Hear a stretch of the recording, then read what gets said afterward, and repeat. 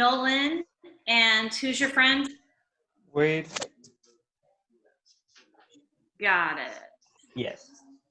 We live in Colorado, so that's why we're doing all the time stuff. Yeah. We have some interns here at the ARC that go to their online school, and it's in Colorado. So we're always trying to figure out, I don't know, the time change. Yeah, it's weird. So Kayla was telling me that you work at ARC. Do you manage a part of it, or? So the ARC is a national organization that's the hub of it is in Washington, D.C., and they do a lot of advocacy and lobbying, and then each state has a state chapter, and I'm the executive director of a local chapter. So we are an advocacy group for individuals with intellectual and developmental disabilities, and we help them live their best lives by creating events and programs. We help their parents connect to services, and we educate the community about people with special needs. Oh, nice. So how long have you been doing this for? 5 years. This chapter of the ARC chartered in 2014, and I started as a member of the board of directors. And then after about a year, I left my job as a teacher, and I took over running this organization. Oh, nice. Caleb, you got anything that you want to ask? What is the thing that you like about the ARC? It's a great question, Caleb. So it's really tough to be a special needs parent. It's hard to find resources. And so I bet really it is. Love being able to help parents and individuals with disabilities find the resources in their community that they need to be successful. Plus, we create a lot of events and programs here that are really fun. They're a great way for individuals with disabilities to connect with their typically functioning peers. We have lots of social clubs and parties, and we have a job readiness program. Really just helping folks live their best lives, being happy, and being a part of the community. And can you tell me what made you want to actually join the ARC? Well, I just think there wasn't a lot out there in our community. And I know I have a son who's 15. His name is Ethan, and he has autism. And as a parent, as a special needs parent, I was constantly looking for things for him to do. And I knew that I needed to surround myself with other people that understood my situation. So we started to go to a parent support group. And then that group grew bigger and bigger and bigger. And we started putting on events. And that's when we chartered the nonprofit. And how long do you expect to do this? Forever. Good choice. We like that. We like that answer. I think that we started off at the ARC with doing social programs. That's what we were trying to do, is create social experiences. And so we have a bunch of those that happen now. And then the next phase for us is jobs. And we're working on job training programs. And then after that, I think we're going into housing. So that's where we're looking down the road, is to create housing for individuals, like even individuals with disabilities that have jobs themselves that can pay for housing. They just need a place that's more supportive than just living, in an apartment building. That's so true. Yep. So they need to be sheltered in a safe environment. Like if you could imagine like a little community that has a bunch of little houses where everybody lived in their own house, but then had a great big central building that you could go in, like a rec room. So I really want to do. That's where I'd like to go next. That seems like a cool thing. I remember, I think it was like before COVID and all that started, a lot of parents around here actually tried to do that, but the land that they were going to build it on ended up falling through.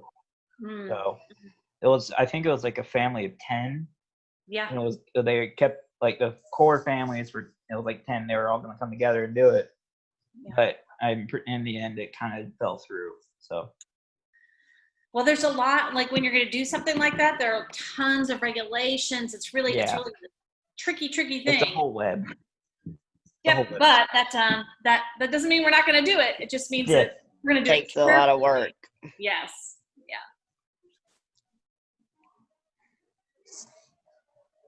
How do you and Caleb know each other? Do you want to answer that one, Caleb? I actually went to school with her son, Jake Treadway, and we met by our Best Buddies Club and me joining the supper club. I have to admit Cool. that my son Jake, he's my typically functioning son, and he had never been a part of Best Buddies all through high school. And that's probably because he takes care of his brother all the time, and in every spare moment, he's with us at the Ark doing events. And so then the girl that was president came and asked him specifically, because I know she wanted him to be with Caleb, so many of likes that were the same. They both like Star Wars. They like the Star same. Wars. Yep. So they were best buddies. I'd say they're still best buddies. I'm sure they still talk, and he We calls do. my house all the time. So I'm never gonna stop talking to him. Yeah, I actually I still talk to the girls that were my best buddies as well. And this was back in like 6th, 7th grade. It's a great program. Yeah, now they're all in college. I wish they would let us do it now still. Because Then it feels like family. It is like family. Yeah. then I came to Colorado and there was no program like that. You remember this, right? Yeah. Then my freshman year, I started up this club, Awesome Allies, and I based it off of Best Buddies. That is great. That's great. Yeah, we have a couple of schools here in DeSoto County that don't do Best Buddies, but they do something very similar to it. Yeah. There are a few schools that have the Best Buddies program. Pretty much all the schools have something. Yeah, like, what about the Charger? Yes. There's this Bolt Buddies. That's Bolt what I Buddies. thought it was. Sounds interesting. And Gator Time. Yep. I was wondering what kind of jobs do you get kids like? All right, so here in Mississippi, the organization or the government agency that is in charge of jobs is called Mississippi Department of Rehabilitation Services. And so we have a relationship with them, and we're tasked with doing the classes that you take before you start to get a job. Class. So we teach job readiness skills and interview skills and self-advocacy, like how to talk about your disability, when it's the right time to talk about it, when you don't need to tell anybody, but when you really should. And then once we get everybody like where we feel like you're ready to work, then we pass them off to MDRS. But although we aren't the ones responsible for it, I do know some of the jobs that they help people get. We have a distribution warehouse here in DeSoto County called Sephora, the makeup company Sephora. You mean the place where they send them to be carrying boxes? Well, it's more than that, though. It's more than that. And the makeup. Yeah. They are trying to hire 25% of their workforce as individuals with disabilities. And so many of our young adults work there. It's great job. And they have a couple of other companies that they're working with that have distribution warehouses. I know folks have gotten jobs at Kroger, at FedEx, at Zaxby's, a couple of our local city parks, places like that. Yeah. That we have a program around here called Transitions. It basically helps kids with disabilities learn how to do like taxes and live on their own and get like job interviews, stuff like that. So I actually just joined the program. I'm starting classes tomorrow. That is awesome. How often do the classes meet? Thursday and Friday, right? Yeah. Basically, I think it's like I think you can choose about 4 days throughout the week, and I'm doing 3. because I signed up thinking that, oh, this Corona stuff isn't, Corona wasn't even a thing when I signed up. Yeah. So, yeah. But I'm doing it for like 9 to 3, I think, every day. So, yeah, it's gonna be interesting. Yeah, that's exciting. It's wonderful. So, yeah.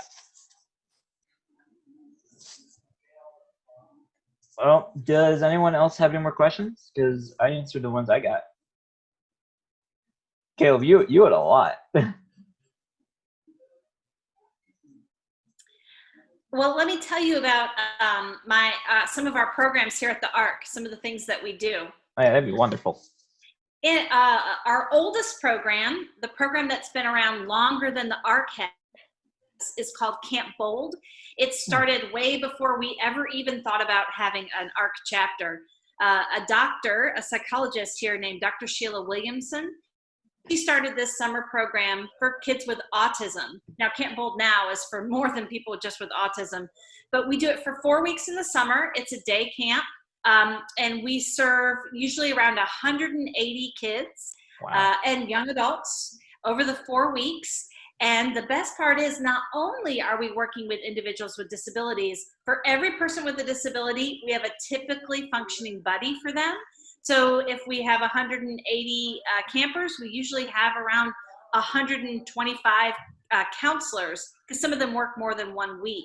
Yeah. So not only are we helping individuals with disabilities gain social skills and have a good time, we're teaching typically functioning people how to be good friends with disabilities. So another interesting aspect of our programs is we take people that are very high functioning, that really aren't affected too much by their disability, and we put them in leadership roles so they become the counselors. Yeah, that sounds really awesome. Wade's just closing the door. My family is very loud. People are loud. Yes, they are. Yeah, I was reading up on the ARC last night, and I really like what you guys are doing. So Caleb was telling me about it. I'm like, what the heck is the ARC? Yeah, so do you guys have ARC chapters up there in Colorado? I don't think so. But we have different programs. So. Yeah, every state is really drastically different. So before you lived in Colorado, where did you live? So, let's start with Wade. Mine's a complicated story. I lived in Oregon for like 10 years, and then my dad was getting a job down here, so now I've lived here for like 7 or 8 years. So that's Wade's travel story.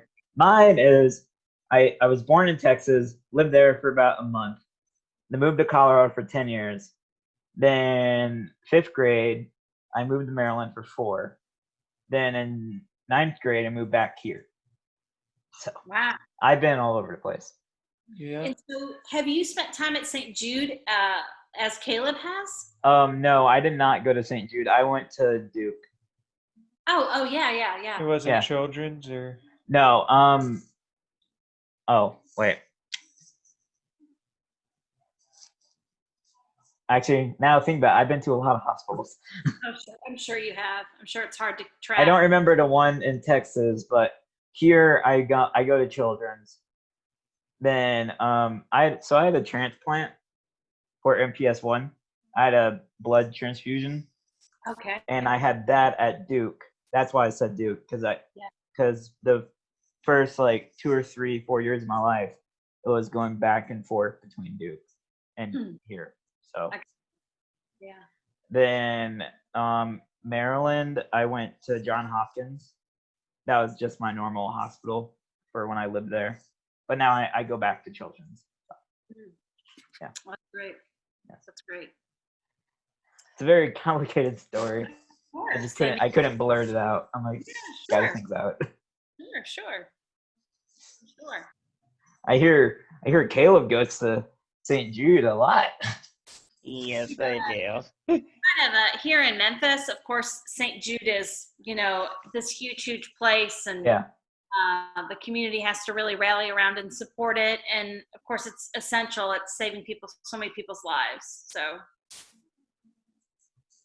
it's amazing. I've always saw the commercials. I didn't really know where it was, but now I kind of do more. I kind of know more now. So getting to know Caleb.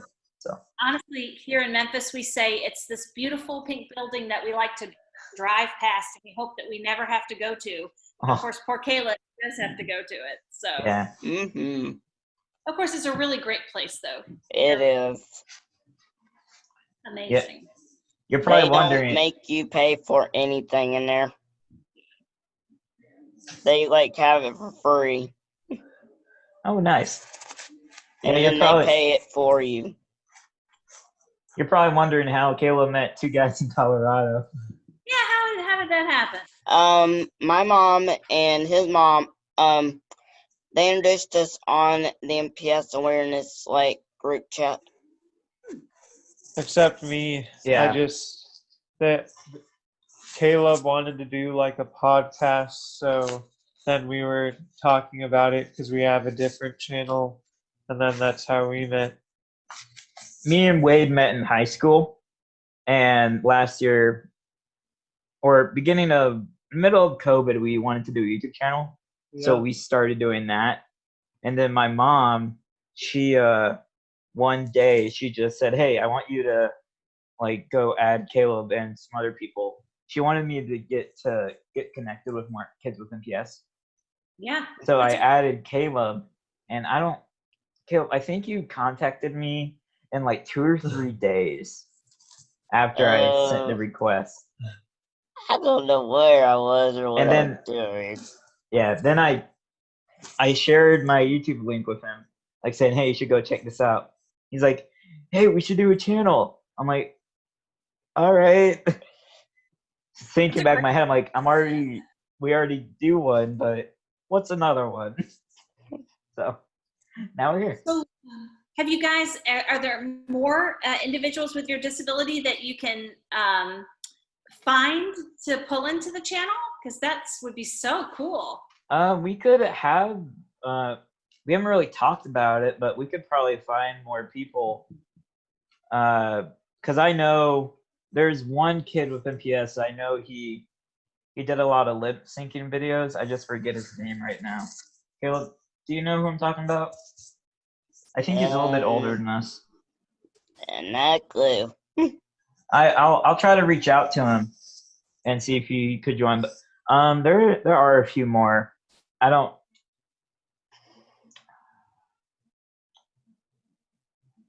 trying to think. I just don't remember all their names. But I'm pretty sure if we search for them, I'm pretty sure if we made an advertisement in the page, we could probably get a few. So Sure. That's a good idea. Well, this is a great idea. It's so good for both of you guys, all of you, to do that. Really wonderful. Yeah, I wasn't so sure about it at first because when Kayla was talking to me about it, I'm like, I don't know. I'm not sure how I'd do well on that. But now actually doing it. Yeah, it's super fun. Yeah. Always take the risk. Always do. Never back down. Go, go, go. Yeah. It was wonderful having you on. Yes, it was. Well, thanks so much. It was really nice to meet you. And Caleb, I'm sure I'll talk to you soon. Yes, ma'am. All right. Bye. Bye. Bye.